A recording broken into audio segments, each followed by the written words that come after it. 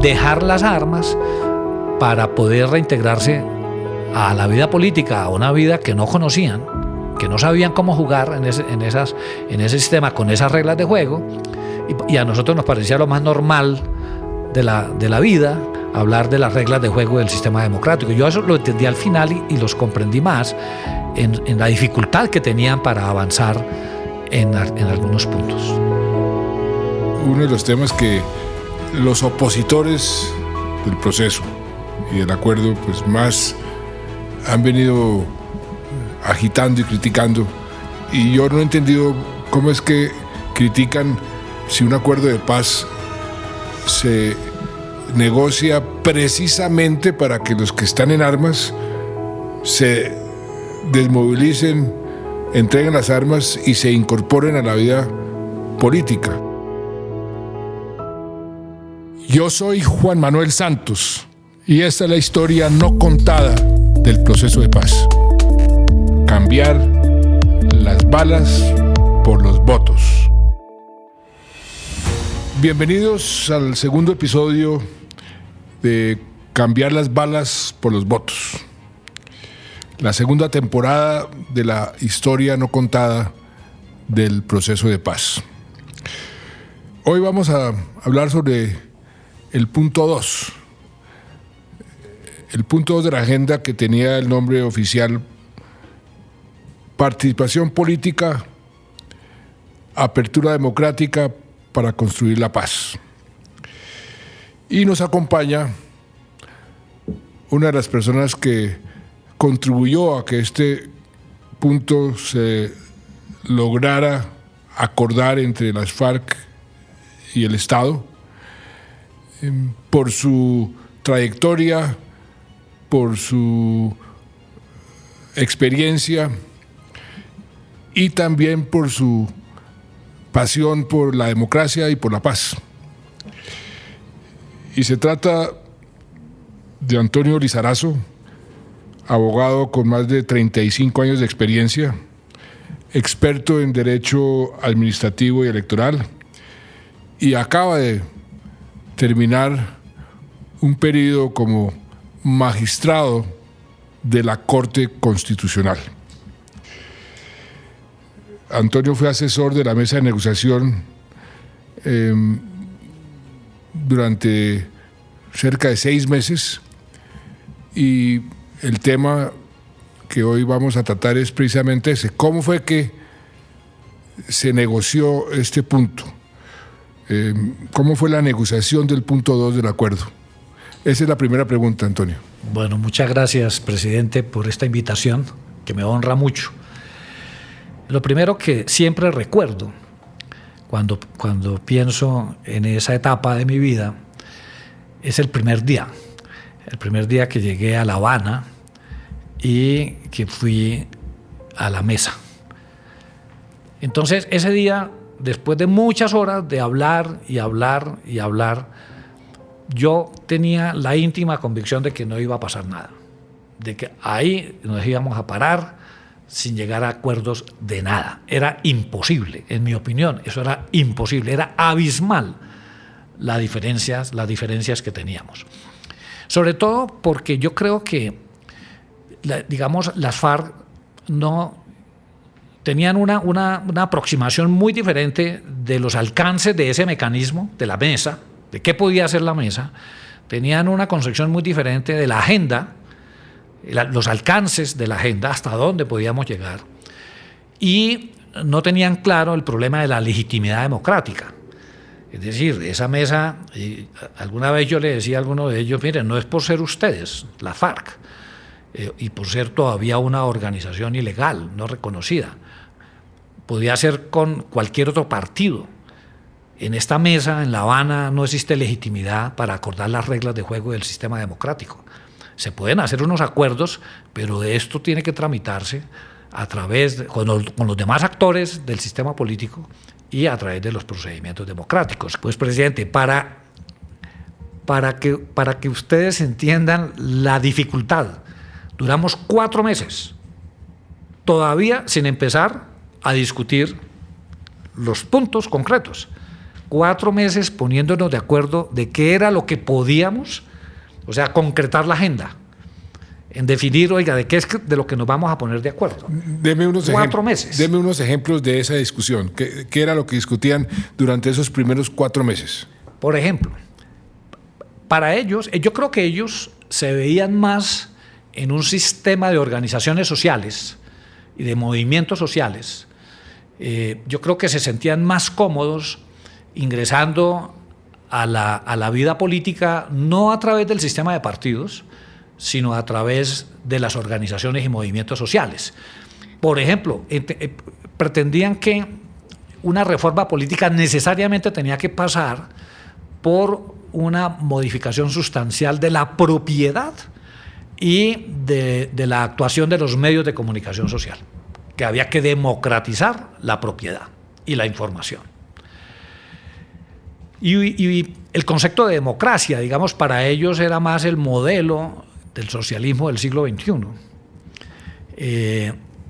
El jefe de la delegación, el doctor Humberto Lacalle, varias veces les dijo, mire, estas negociaciones sobre participación política, bajo ninguna circunstancia, y esa es una línea roja, no vamos a retroceder en lo que ya alcanzamos en la Constitución del 91. Ese es el punto de partida. ¿Y ellos qué decían sobre la Constitución del 91? ¿Tenían ideas...?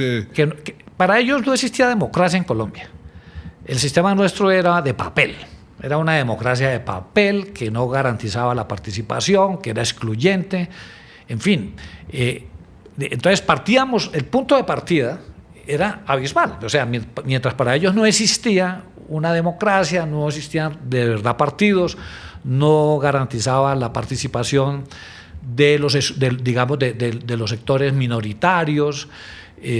Para nosotros existía una democracia robusta consagrada en la Constitución del 91 y al final, y alguien escribió sobre eso cuando se firmó el acuerdo, ellos aceptaron que efectivamente había por lo menos un diseño constitucional democrático muy importante, pero que no se cumplía. Y nosotros, la delegación del gobierno, terminó admitiendo que efectivamente tenemos un sistema robusto y al final aceptamos que tiene muchas falencias y que era necesario entonces hacer ajustes, pero además, cada que llegamos, ellos permanentemente, yo no sé si usted recuerda, presidente, cada que llegábamos a la mesa repartían un documento que se llamaba 10 puntos mínimos de la participación política. Y luego, a cada punto, 10 puntos mínimos de cada punto. O sea, eso era inagotable, ¿no? La agenda para ellos era inagotable. ¿Y cómo jugó en ese punto las instrucciones que se dieron al equipo negociador, que cualquier cosa que se acordara tenía que estar dentro de nuestra Constitución y los tratados que nosotros habíamos firmado sobre derechos humanos, tanto en la Corte Interamericana como en Ginebra? Esos eran el marco del cual no se podía salir, porque este acuerdo quería ser un acuerdo donde el tema de los derechos humanos fuera fundamental y el derecho de las víctimas. ¿Eso se discutió en ese punto o en otros puntos? Los límites que la delegación del gobierno planteaba en la mesa tenían que ver precisamente con eso. Nosotros estamos haciendo unas negociaciones bajo el principio de supremacía constitucional y del principio de legalidad. Es decir, lo que aquí acordemos debe ser tramitado luego por los procedimientos democráticos y con todos los demás actores de la sociedad y sin armas. Porque el objetivo fundamental de este punto era precisamente el de proscribir el uso de las armas y de la violencia como método de acción política. Y ese era el acuerdo esencial. Entonces, el tema de los derechos humanos, entre ellos el derecho a la participación política en condiciones de libertad e igualdad, siempre estuvo sobre la mesa. ¿Y cuál fue como el punto más difícil de los puntos que se acordaron? ¿Cuál fue el más difícil?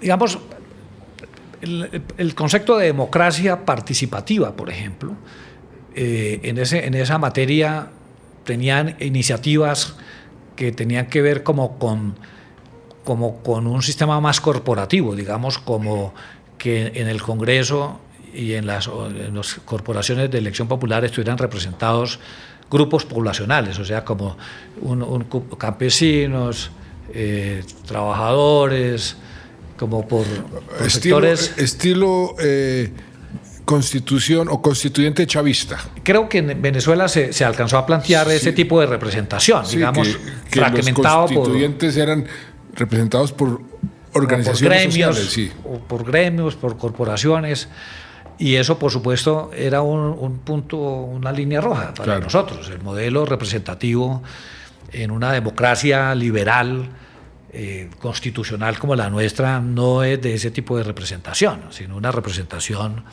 de ciudadanos, pero también sí a partir de partidos y movimientos políticos. Ese fue un punto muy difícil, pero finalmente, y en general, una vez que superamos esa primera fase, que fue la más difícil, la segunda discusión era hasta dónde podíamos llegar, ¿no? O sea, ya definida la agenda temática, en todo caso, el segundo línea roja que nosotros planteamos no es posible acordar reglas concretas del sistema democrático.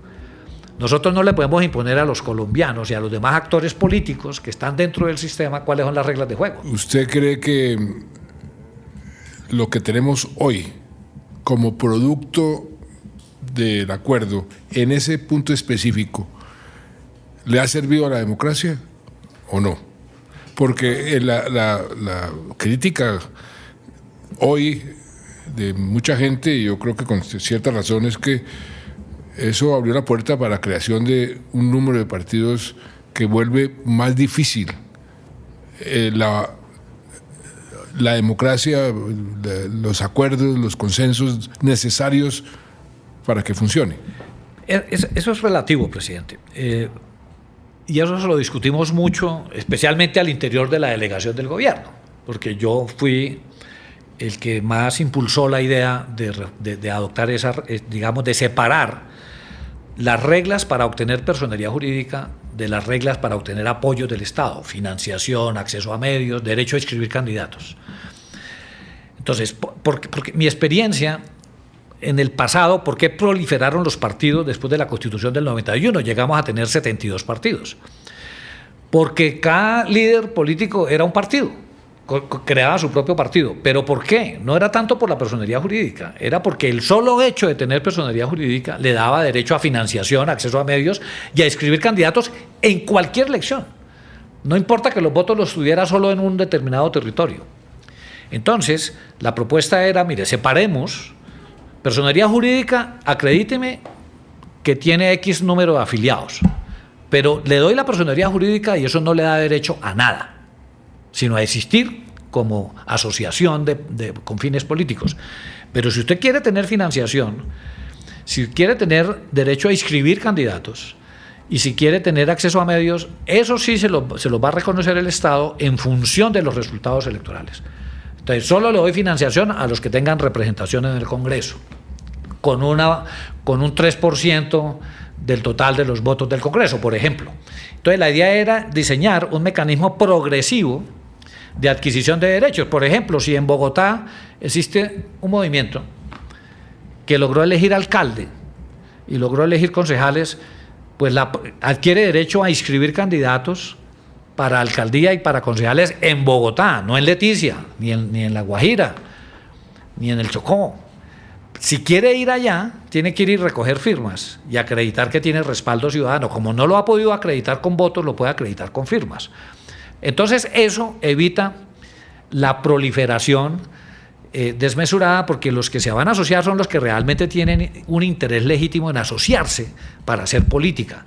En Colombia existe el derecho de asociación para cualquier fin, menos para la política. Eso es un contrasentido. Entonces, la idea era recuperar ese derecho. ¿Y cuáles fueron los puntos, a su juicio, que están en el acuerdo, que efectivamente profundiza, mejora la democracia, los que se han cumplido y los que no se han cumplido. Bueno, digamos, lo primero es que desafortunadamente este punto solo se ha implementado muy parcialmente. O sea, solamente se ha implementado en lo que tiene que ver con el ingreso, la transformación de las FARC en partido político y su ingreso a la política, su financiación. Pero la reforma que se previó para el conjunto del sistema no se ha desarrollado. Luego todavía no podemos hacer ese balance, pero cada que yo repaso lo que se acordó, fíjese usted, primero, mejorar las condiciones de equidad en la contienda política, porque las reglas que tenemos actualmente favorecen a las mayorías, pero las minorías quedan con menos recursos, con menos espacios para divulgar su proyecto, y la idea era entonces modificar las reglas para garantizar mayor equidad y darle a las minorías y a los partidos de oposición unas mayores posibilidades de difundir su proyecto político para garantizar algo que es esencial en las democracias, presidente, que es que los que pierden tengan la oportunidad de convertirse en alternativa de poder. Que el recurso de las armas no sea el único recurso para poder alcanzar el poder, como ocurrió durante mucho tiempo en la historia de nuestro país.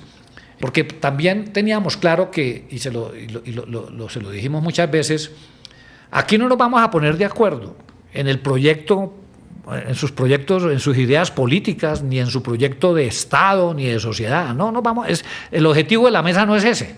Ustedes tienen derecho a tener sus propias ideas, ¿no? Y a defenderlas, pero en democracia, sin armas.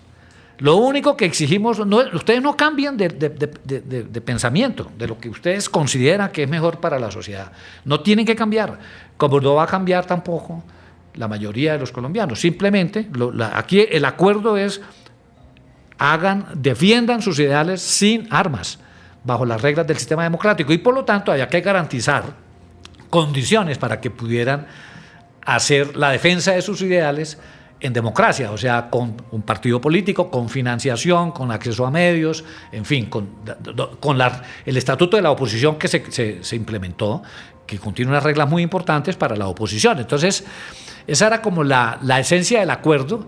Se acordó, por ejemplo, garantizar, hacer reformas institucionales y normativas para garantizar que la organización electoral realmente sea un árbitro independiente del proceso electoral, no como ocurre actualmente. Y esa es una de lo que no se ha cumplido. No se ha cumplido, porque el Consejo Nacional Electoral está constituido por representantes de los partidos y movimientos políticos, es decir, por algunos jugadores del juego democrático. No es independiente, no es autónomo. O sea, se cumplió lo que tiene que ver con la incorporación de las FARC a la política, pero no se cumplió o no se ha cumplido ni la reforma política ni la reforma electoral. ¿Qué otra cosa no se ha cumplido en ese sentido? Los mecanismos de participación ciudadana tampoco se han fortalecido para garantizar precisamente que las organizaciones y movimientos sociales puedan tener mejores condiciones de participación, incluso con financiación, con apoyos estatales. Y también hay un elemento muy importante, las garantías de seguridad para la participación en política. Por el contrario, todos los temores sobre la violencia contra los firmantes del acuerdo de paz, contra su integridad, contra su vida, todo lo que temían, desgraciadamente, lamentablemente está ocurriendo. Y el Estado ha sido incapaz de protegerlo. A esta hora en Cali es noticia el asesinato de César Augusto Ruiz Gómez, exguerrillero y firmante del acuerdo de paz. En total, entre noviembre de 2016 y agosto de 2022, más de 300 firmantes de paz se vieron vulnerados.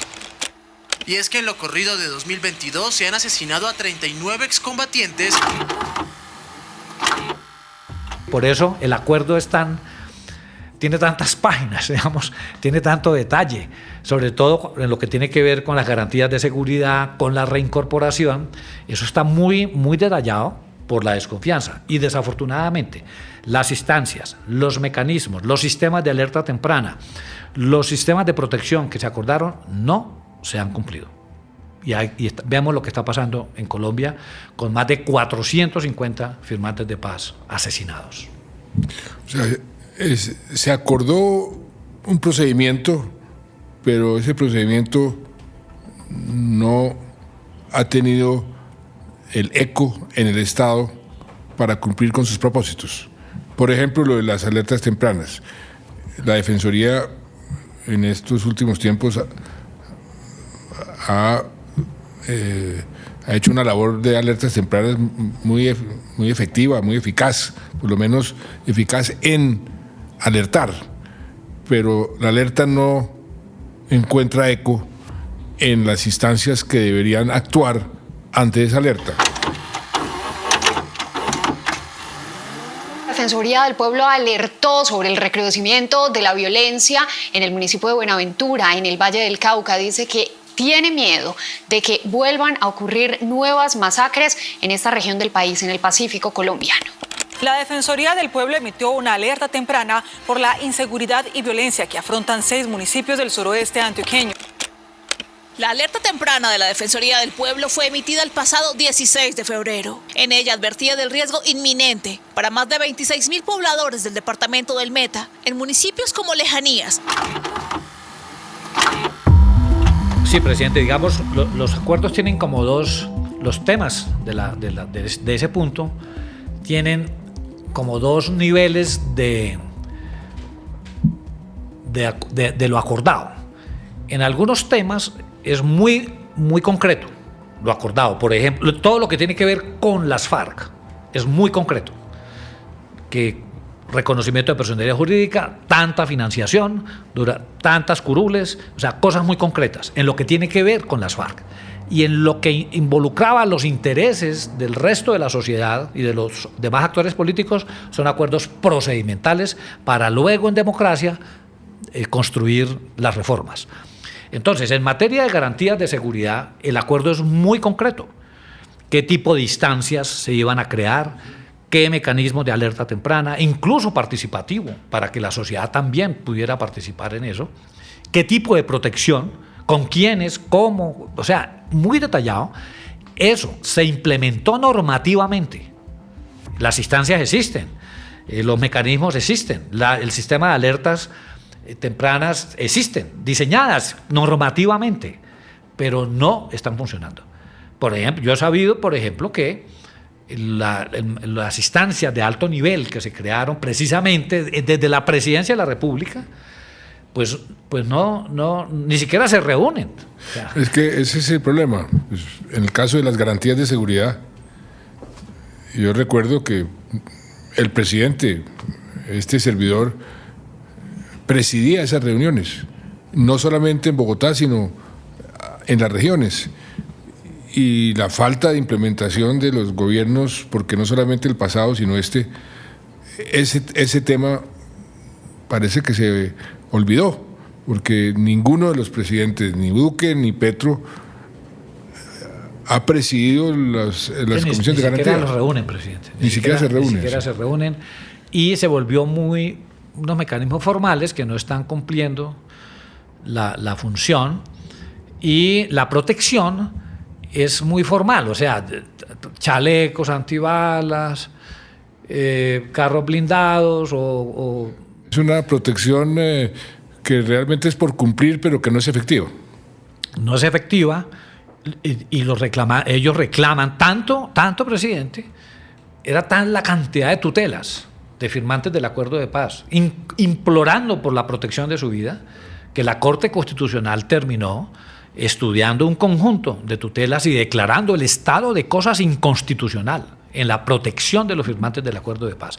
Y en esa sentencia la Corte hizo un estudio muy profundo de cada uno de los puntos del acuerdo y de cómo se ha venido incumpliendo sistemáticamente en las garantías de seguridad para los combatientes, y ese es el núcleo, eso es de la esencia del acuerdo. Sin eso no hubiera habido acuerdo, precisamente porque las FARC necesitaban, con toda razón, garantías Pero, ese incumplimiento, presidente, afecta gravemente el sistema de justicia creado, porque los firmantes del acuerdo de paz son declarantes ante el sistema de justicia, ante la Jurisdicción Especial para la Paz.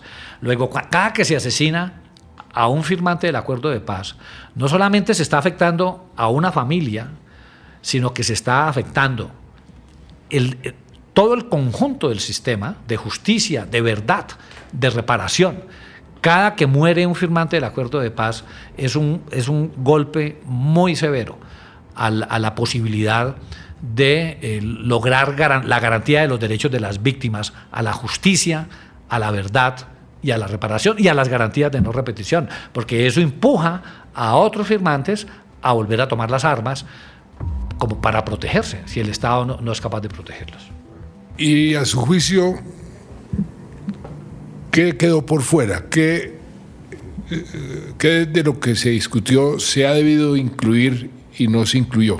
Bueno, es que el acuerdo, como es procedimental, es bastante amplio en cuanto a reformar el sistema de partidos, el sistema electoral, el sistema de gobierno sí no se tocó, sistema de partidos y sistema electoral, participación ciudadana y social,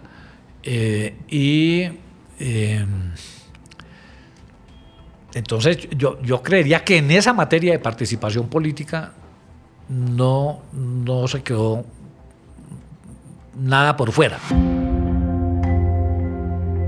Ahora, usted tiene como anécdotas personales en la negociación que valga la pena contar, porque para la historia esas anécdotas son interesantes y son y agregan mucho a la historia y a lo que pasó. Y ¿por qué no nos cuenta un par de anécdotas? Muchas anécdotas. Había un receso. Yo me quedé en la mesa tomando unos apuntes y escribiendo, y de pronto me paré a tomarme un café y estaba un comandante guerrillero. Y me sorprendió porque me dijo: Antonio, ¿usted no se acuerda de mi papá? Y yo, esa pregunta, ¿no se acuerda de mi papá? Y yo me quedé sorprendido y dije, no, ¿por qué habría de acordarme? O sea, no sé realmente.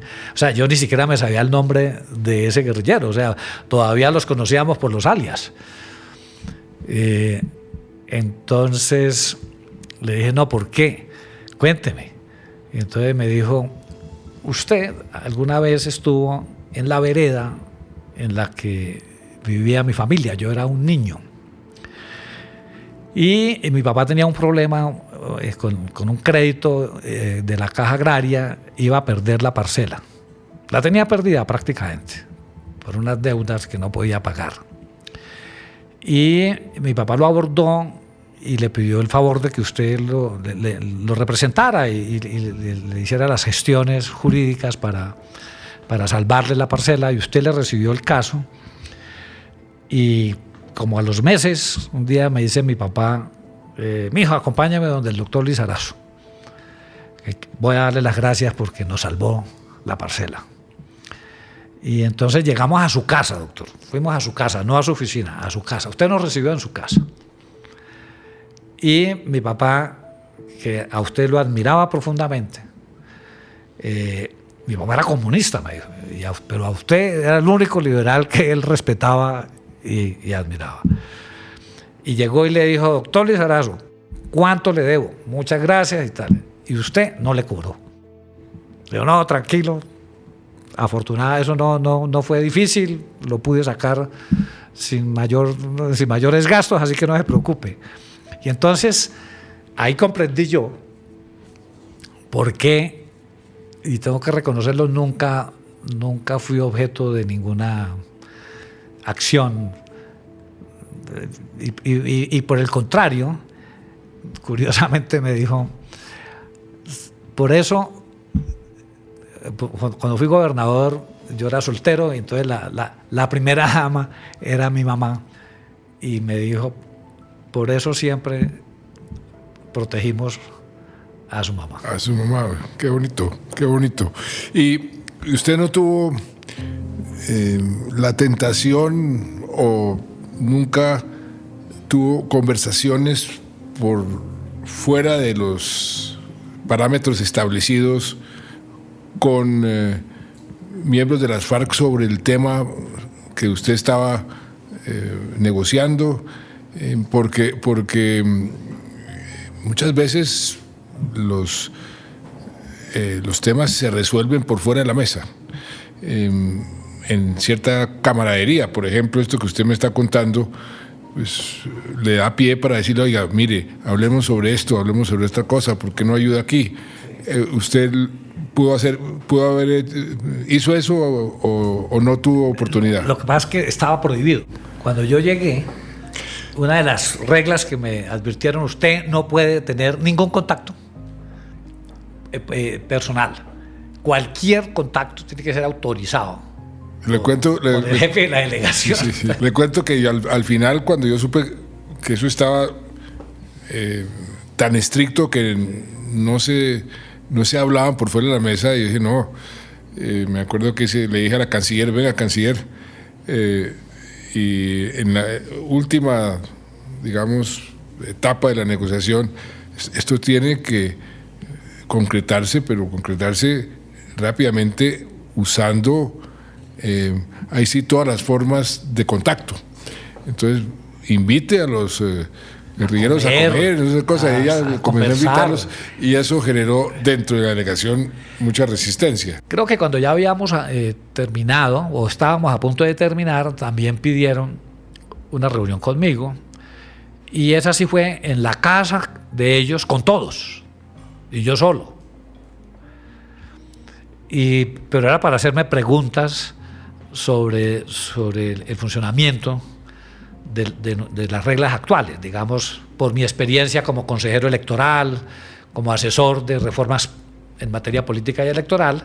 Pidieron conversar conmigo, lo cual, digamos, me daba la idea de que al final de tantos meses, y eso ocurre, presidente, y digamos es también como una anécdota, el primer día uno no ve los seres humanos que son, uno no ve los temores, las esperanzas, los sueños frustrados, las expectativas, uno no lo ve, uno ve a unos seres que no merecen, digamos, nada. Y con el paso del tiempo y de tanto conversar y oír, empieza uno a encontrar que todos tienen, se consideran no solamente victimarios, sino víctimas también, que tienen frustraciones y sueños que son tan frágiles como cualquier ser humano. Y entonces empieza uno como a verlos con otros ojos. Para la delegación del gobierno, discutir los temas eran temas abstractos de la democracia, de los ideales de la democracia, de las convicciones democráticas. Para ellos era su propio proyecto de vida, su libertad. Cómo se iban a reintegrar a su vida, además, su integridad. Por supuesto. Porque estaba en juego, era dejar las armas para poder reintegrarse a la vida política, a una vida que no conocían, que no sabían cómo jugar en ese sistema, con esas reglas de juego, y a nosotros nos parecía lo más normal de la vida hablar de las reglas de juego del sistema democrático. Yo eso lo entendí al final y los comprendí más en la dificultad que tenían para avanzar en algunos puntos. El punto de las curules para las FARC, ese ha sido uno de los temas que los opositores del proceso y del acuerdo pues más han venido agitando y criticando, y yo no he entendido cómo es que critican si un acuerdo de paz se negocia precisamente para que los que están en armas se desmovilicen, entreguen las armas y se incorporen a la vida política. Y hay que darle garantías políticas, y una de ellas es la representación, por ejemplo, en el Congreso. Digamos, es incomprensible, porque la razón de ser de la negociación era precisamente, digamos, el abandono de las armas para transformarse en actores políticos. Y necesariamente esa transformación de un actor armado en actor político con las reglas de juego de la democracia, necesariamente, no hay otra manera, yo no concibo otra manera de llegar a un acuerdo que no sea dándole los instrumentos y los espacios necesarios para hacer política. Y el Congreso es el escenario de la política por excelencia. Luego, necesariamente tenían que tener representación. Yo lo que creo, presidente, es que ellos se equivocaron en dos cosas en las que no se podían equivocar. Incluso alguna vez yo la alcancé a hablar con alguno de ellos. Ya al final, después de firmado el acuerdo, se equivocaron. Primero, en utilizar o darle como nombre a su partido político el nombre de FARC. Eso fue fatal. Yo creo que se equivocaron en eso porque ellos no reconocían que los colombianos odiaban esa sigla, ese nombre. Y el segundo error que cometieron... Y tan se equivocaron que después cambiaron. Claro, eso fue un error, pero además yo lo hablé con alguno de ellos.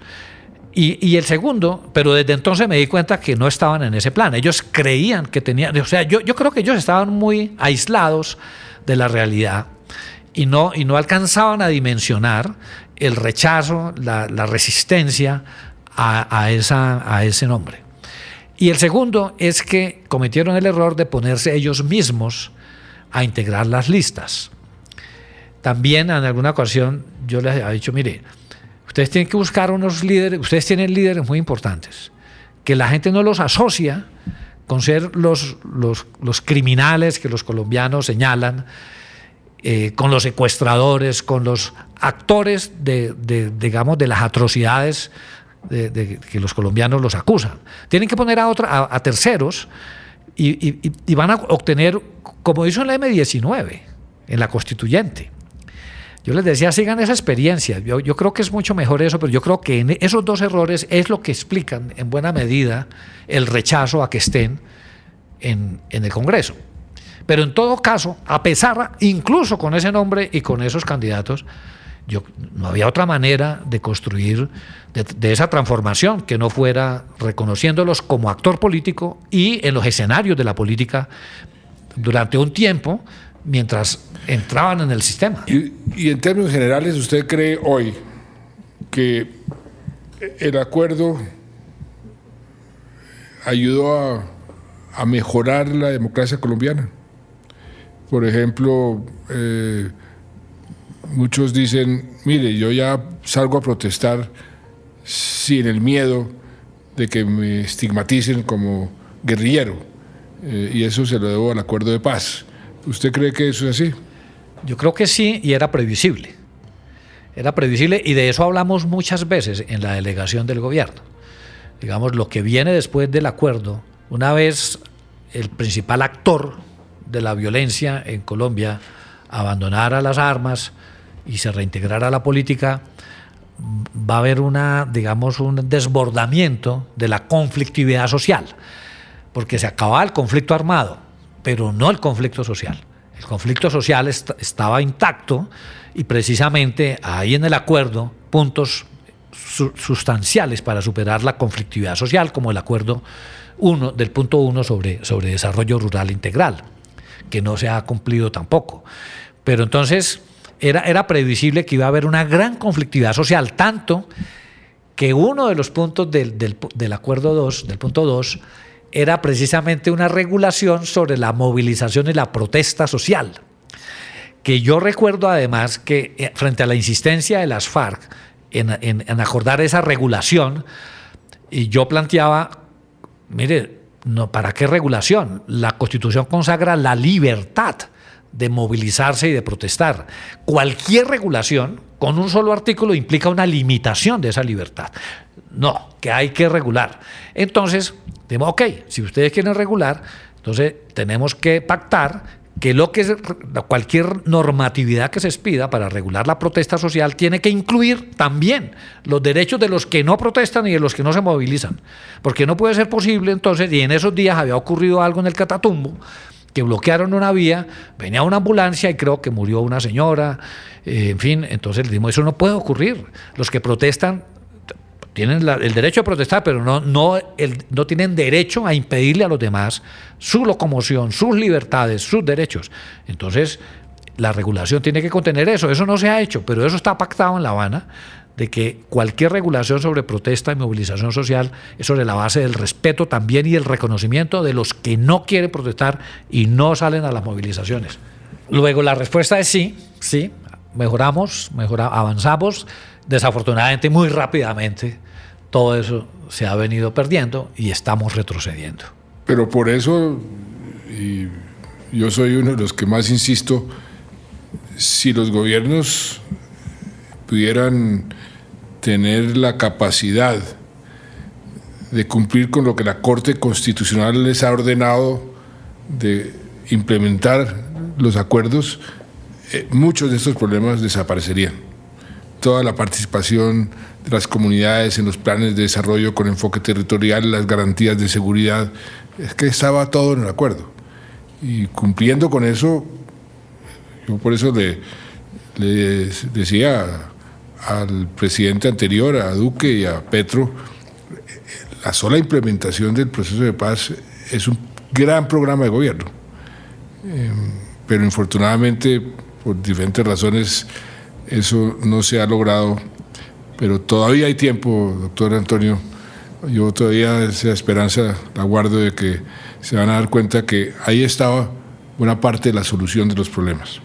Y usted contribuyó a ese diseño que todavía está vigente y que ojalá se pueda implementar, así sea tardíamente. Yo le agradezco mucho esta conversación. Como verá, esta es una conversación eterna, sí, de temas muy, muy importantes, y creo que este tipo de conversaciones y reflexiones sobre nuestro sistema político, sobre la participación política, es lo que nos va a permitir seguir, ojalá, construyendo comunes denominadores, que es lo que este país necesita. Yo pues también le agradezco mucho la defensa suya del proceso de paz cuando estuvo de magistrado, los 8 años de magistrado de la Corte Constitucional, porque la Corte ha sido también muy, muy importante para este acuerdo de paz. Sí, aunque obviamente me tuve que declarar impedido en todo lo que tenía que ver con el punto de participación política. Yo no participé en el control de las disposiciones que implementaron ese punto, sino sobre los demás temas en los que yo no había tenido absolutamente ninguna participación. Muy bien, pues le deseo mucha suerte en su nueva vida. Muchas gracias, presidente. Muy amable y muy honrado por venir a esta conversación.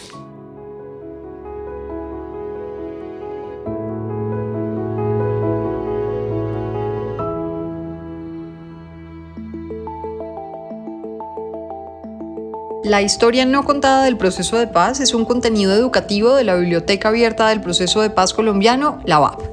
La segunda temporada, Cambiar las balas por los votos, se realizó en alianza con el Centro Carter, acompañante internacional del punto 2 del Acuerdo de Paz.